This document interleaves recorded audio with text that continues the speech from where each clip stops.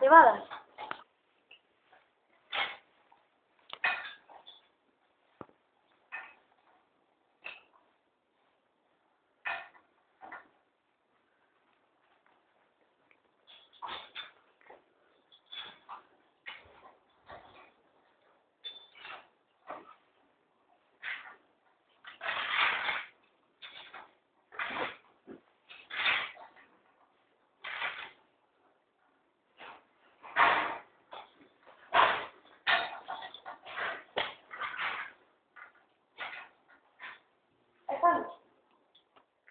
Ahora vamos a echar agua a las vacas.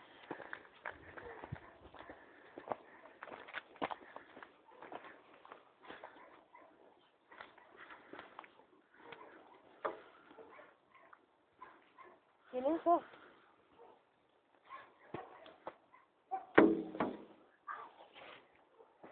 Mira qué cuernos, que te puñan.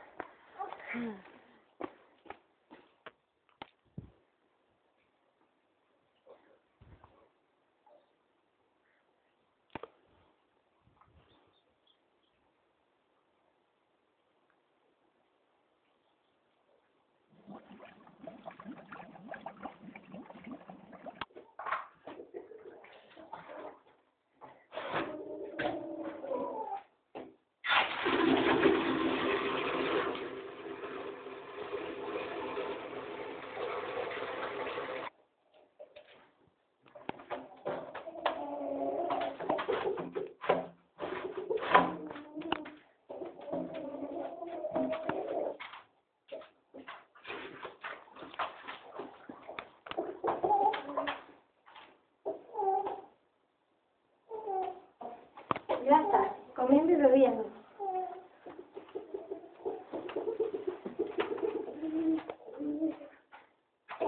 Aquí está guay. Esta es una cuadra antigua. Actualmente está en uso todavía.